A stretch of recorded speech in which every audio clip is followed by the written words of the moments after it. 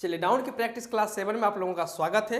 Question को start करते हैं और नंबर फर्स्ट क्वेश्चन से हम लोग शुरुआत कर देते हैं। क्वेश्चन फर्स्ट कहा गया है कि an all parties meeting was called to consider the डॉट situation in the country. Okay, sentence लंबा है इसलिए मैं ज़्यादा बड़ा नहीं लिखूंगा, सिर्फ वही लिख रहा हूँ जो गलती है, ध्यान रखेगा। सेंटेंस में फिर से पढ़ रहा हूँ। इसमें कहा गया है an all parties meeting was called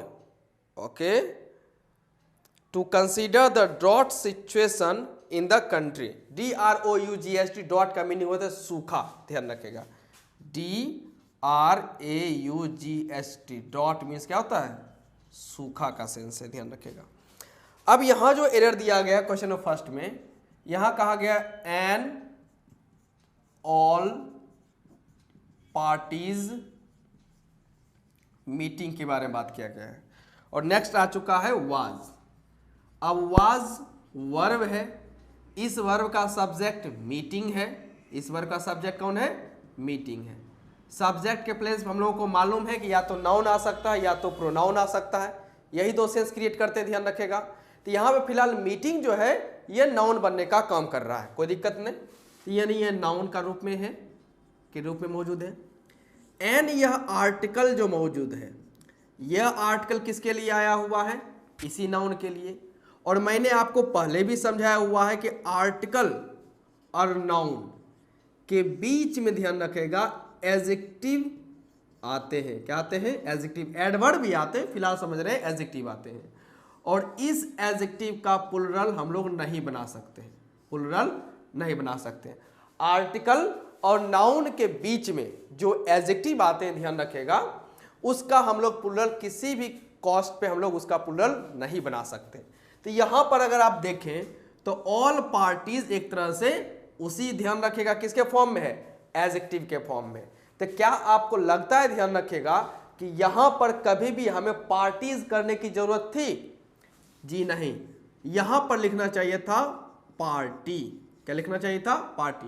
an all party meeting, an all party meeting was, यह सेंस आना हुआ था। ओके, तो यहां पर सेंटेंस में गलती आ चुकी। चलते हैं क्वेश्चन नंबर सेकंड की ओर। अब क्वेश्चन सेकंड को समझे क्या कहा गया है। तो क्वेश्चन सेकंड में कहा गया है there is two ways traffic here so no problem of traffic blockage. कहने का सेंस यह है कि टू वेज ट्रैफिक के बारे में बात किया गया, जिस वजह से ट्रैफिक की प्रॉब्लम ज्यादा आने के चांसेस नहीं है। अब यह समझते हैं कहा क्या गया है। यहां पर लिखा हुआ है there is two ways traffic, two ways traffic. यहीं पर इस सेंटेंस में एरर मौजूद है। यहां अगर मैं बात करूं, ध्यान रखेगा, ट्रैफिक, जैसे देयर के बारे में बात करें तो देयर को हम लोग प्रोनाउन कहते हैं और उसमें ये एक्सप्लेटिव प्रोनाउन है। कौन सा प्रोनाउन है? Expletive pronoun. जिस प्रकार का सेंटेंस लिखते हैं, ध्यान रखेगा, there is a marker, there is a marker, उसी प्रकार से हम लोग आगे बढ़ाते हुए लिखते हैं there are two markers, there are two markers. तो यहां जो इज वर्ब है इसका सब्जेक्ट हम लोग क्या लगाते हैं? मार्कर है। और यहां जो आर लगा हुआ है इसका सब्जेक्ट कौन है? टू मार्कर्स है, यानी कि मार्कर्स है। इसमें हम लोग एक्सप्लेटिव प्रोनाउन का भी फंक्शन बोल सकते हैं या इन्वर्जन का भी हम लोग फंक्शन बोलने का काम करते हैं। तो यहां पर क्या कहा गया? यहां कहा गया there is two ways traffic. तो यह ट्रैफिक नाउन है जो इस वर्ब का क्या है? सब्जेक्ट है। और ये टू वेज जो है ये किसके बारे में इंफॉर्मेशन है? इसी नाउन के बारे में इंफॉर्मेशन है। और नाउन के बारे में इंफॉर्मेशन हमें कौन देने का काम करेगा? एडजेक्टिव। नाउन के बारे में जब भी कोई इंफॉर्मेशन पास होगा तो वो एडजेक्टिव के द्वारा पास होगा। यानी यहां जो टू वेज है यह एडजेक्टिव है। ये क्या है? एडजेक्टिव है। और अगर ये एडजेक्टिव है तो इस एडजेक्टिव का हम लोग प्लुरल नहीं बना सकते किसी भी कीमत पे, जिस वजह से यहाँ पे टू वेज लिखना बिल्कुल गलत है। यहाँ क्या होना चाहिए? सिर्फ वे होना चाहिए था। इसमें से एस को लिखना पूरी तरीके से क्या है? गलत है। तो सेंटेंस को अगर सही करना है तो उसका प्रोसेस हो सकता है there is two way traffic, there is two way traffic होगा। टू वेज हम लोग नहीं कर सकते हैं। और ट्रैफिक, ध्यान रखेगा, यह नाउन में अनकाउंटेबल नाउन है। कौन सा नाउन है? अनकाउंटेबल।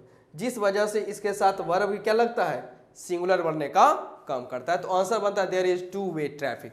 तो क्वेश्चन नंबर ये सेकंड हुआ। अब चलते हैं क्वेश्चन 3 की तरफ। क्वेश्चन नंबर 3 में कहा गया how can our country accept the two nations theory. How can our country accept the two nations theory. यहां देखते हैं तो यहां गलती है द टू नेशंस थ्योरी की हम लोग बात करते हैं। द टू नेशंस थ्योरी को समझते हैं। ये द आर्टिकल है, ये द आर्टिकल है। इस आर्टिकल का क्या चाहिए, नाउन। तो नाउन यहां पर मौजूद है थ्योरी। अब यहां बीच में आ चुका है एडजेक्टिव, और वही बात होगी एडजेक्टिव का प्लूरल पॉसिबल नहीं है, तो यहां नेशंस लिखना बिल्कुल गलत है। यहां होना चाहिए टू नेशन। आंसर बनता है द टू नेशन थ्योरी, ये आंसर होता है। तो आंसर पूरा लिखा जाएगा, ध्यान रखिएगा। How can our country accept two nations, नहीं टू नेशन थ्योरी आएगा। ओके, चलते हैं क्वेश्चन नंबर 4 की तरफ। क्वेश्चन नंबर 4 में कहा गया है he has gone to market to purchase vegetable. He has gone to market to purchase vegetable. अब यहां एक बात और समझते हैं, VEGETABLE को VEGETABLE यहां जो लिखा हुआ है स्पेलिंग ध्यान रखेगा। ये जो इसको हम लोग कभी भी वेजिटेबल नहीं पढ़ते हैं, इसको हम लोग वेजिटेबल नहीं पढ़ते। ये क्या है, वेजिटेबल। क्या है, वेजिटेबल। अब यह कहा गया कि he has gone to market, वो मार्केट गया किस लिए, परचेज वेजिटेबल, सब्जी खरीदने के लिए। ध्यान रखें, वेजिटेबल खरीदने के लिए। आप ही बताइए, कभी भी अगर कोई व्यक्ति मार्केट जाएगा तो वो वेजिटेबल खरीदने जाएगा कि वेजिटेबल्स। अब वेजिटेबल आप क्या यूज करें, सिंगुलर के फॉर्म में। बिल्कुल आप कर सकते हैं सिंगुलर के फॉर्म में, ध्यान रखेगा। लेकिन अगर सपोज करते हैं कि आप एक ही प्रकार की कोई सब्जी खरीदने गए हैं, तो वो सीधे कहा जा सकता है, ध्यान रखेगा, कि वो टमाटो खरीदने गया है, वो पोटैटो खरीदने गया है, वो ऑनियन खरीदने गया है। इस प्रकार की चीजें यूज किया जा सकता है, ध्यान रखेगा।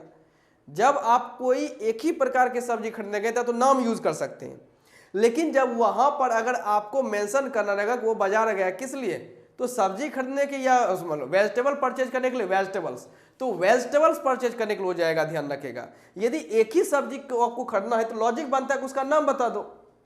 ऐसा थोड़ी हो नहीं सकता कि ध्यान रखेगा एक सब्जी खरीदने गया तो उसका एक ही नाम होना चाहिए। लेकिन यहां जब कहा जाता है कि यस गॉन टू परचेज, तो परचेज का सेंस एक ज्यादा यूज, मतलब ज्यादा मात्रा में खरीदने गया है संख्या में, जिस वजह से यहाँ पे वेजिटेबल का यूज ना करके हमें लिखना पड़ता है वेजिटेबल्स। तो he has gone to market to purchase vegetables. Question number 5 में आते हैं। क्वेश्चन नंबर 5 कहा गया है he said riches have wings.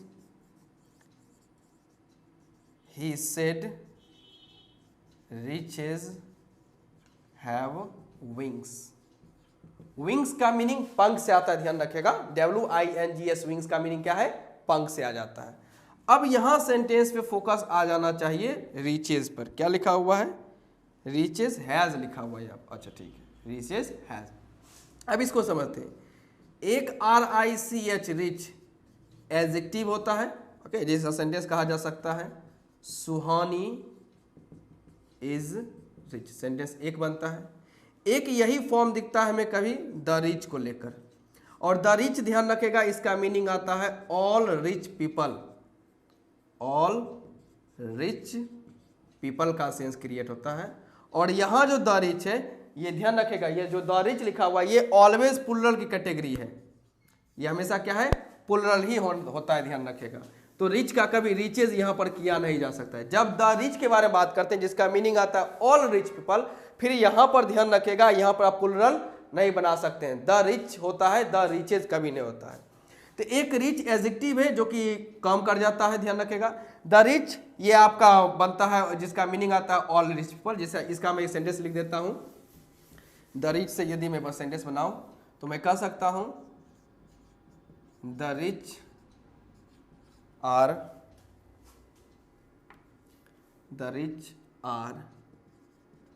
Investing in in the share of this company. अब यहां समझते, the rich are investing in the share of this company.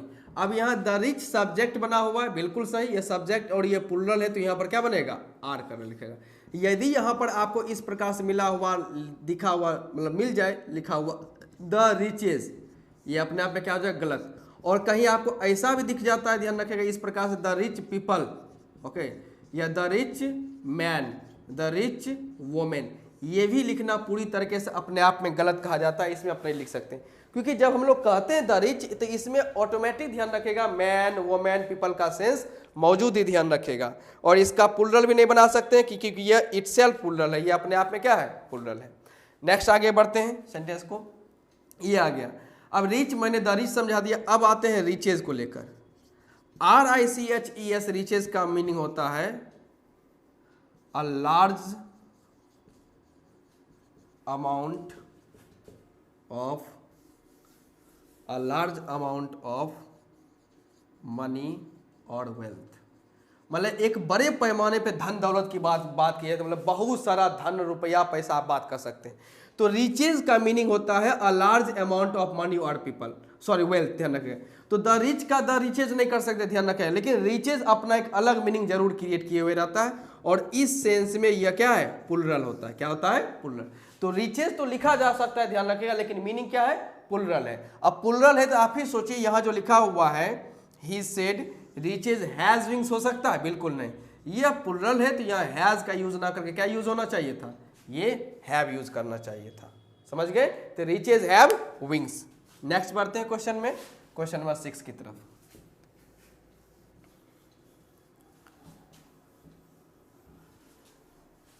चलिए देखते हैं क्वेश्चन नंबर 6 में क्या कहा गया है। चलिए क्वेश्चन 6 कहता है, ध्यान रखिएगा, I asked him where was his spectacles. Okay, question number 6, where was his spectacles. Okay, spectacles. चलिए समझते हैं। अब यहां तो ठीक है, स्पेक्टिकल जिसका मीनिंग आता है चश्मा के सेंस में ले लेते हैं, ध्यान रखेगा। ओके, तो यह ध्यान रखेगा स्पेक्टिकल ये इसका आइडेंटिकल पार्ट होता है, जिस वजह से इसे हम लोग क्या कहते हैं, प्लुरल। क्या कहते हैं, प्लुरल। और यदि यह प्लुरल है, स्पेक्टिकल्स प्लुरल होता है, तो इसके लिए क्या यहाँ पर वाज का यूज होना चाहिए, बिल्कुल नहीं। आंसर क्या आना चाहिए, वर। तो वेयर वर हिज स्पेक्टिकल्स। और इस बात को मेंशन कीजिएगा, WHERE को हम लोग वेयर कहते हैं, लेकिन WERE को हम लोग क्या कहते हैं, वर कहते हैं। तो आंसर होना चाहिए where were his spectacles. Question number 7, she said that she was suffering from measles. She was suffering from measle. Okay, यहां जो लिखा हुआ है MEASLE, ध्यान रखेगा, ये एक बीमारी का नाम है, ध्यान रखेगा। MEASLE ये एक बीमारी का नाम आ जाता है, ध्यान रखेगा। एक वायरल कॉन्टेजियस डिजीज कर सकते हैं, कॉन्टेजियस इन्फेक्शियस डिजीज कहते हैं, ये कॉन्टैक्ट से आपका फैलने का यह काम करता है। तो और इसका प्रोनाउंसिएशन ध्यान रखेगा, मीजल्स। इसका प्रोनाउंसिएशन क्या है, मीजल्स। इसे मैसल्स मिसल्स कुछ बोल दिया जाता है, इसका सही प्रोनाउंसिएशन है मीजल्स। क्या है, मीजल्स। और इसका स्पेलिंग होता है MEASLES होता है। यहाँ पर लास्ट में MEASLE के बाद क्या लिखते हैं, S लिखते हैं, जो कि यहाँ पर फिलहाल छोड़ दिया गया है। तो यहाँ स्पेलिंग करेक्ट है, तो नाउन का यहाँ सही यूज स्पेलिंग होना चाहिए, MEASLES यहाँ पर होना चाहिए था। नेक्स्ट बढ़ते हैं क्वेश्चन नंबर 8 में। क्वेश्चन नंबर 8 कह रहा है, ध्यान रखिएगा, she said please give him an all. Okay, please give him an all. अब यहां समझते ALM को लेकर, ALM नहीं, जब उसको देने के बारे में बात किया जा रहा है तो ALM में S को ऐड कर देते हैं, जिसका मीनिंग आता है दान, यानी कि डोनेट करने के सेंस में आता है। लेकिन उसका स्पेलिंग क्या है, ALMS के मीनिंग में आता है, ध्यान रखिएगा। ALMS मीन्स होता है दान करना, और यह ध्यान रखेगा प्लुरल है, जिस वजह से इसके पहले आपको आर्टिकल N भी नहीं लगाना चाहिए था। तो सेंटेंस बनता है please give him alms. Please give him alms. Question number 9 में मूव करते हैं। क्वेश्चन 9 कह रहा है कि Shelley's poetries are great. Okay, Shelley's poetries are great के सेंस में। अब यहां समझते हैं, ये शब्द है पोएट्रीज, POETRY, POETRY। पोएट्री या अनकाउंटेबल नाउन है। कौन सा नाउन है? अनकाउंटेबल नाउन है। अनकाउंटेबल नाउन होने की वजह से इसका पोएट्रीज लिखना बिल्कुल गलत। पोएट्रीज लिखना क्या है? गलत है। आंसर होना चाहिए, ध्यान रखेगा, सैलीज